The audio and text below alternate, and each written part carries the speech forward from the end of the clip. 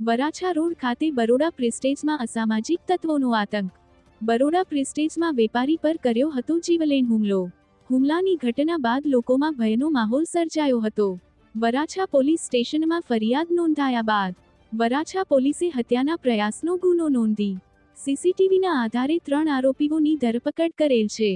ધરપકડ બાદ વરાછા પોલીસ દ્વારા ત્રણેય આરોપીનું ઘટના સ્થળ પર લઈ જઈ રિકન્સ્ટ્રક્શન કરાયું. આરોપીઓએ લોકોની સામે માફી માંગી. પકડાયેલ આરોપીઓ ગુનાહિત ઇતિહાસ ધરાવે છે.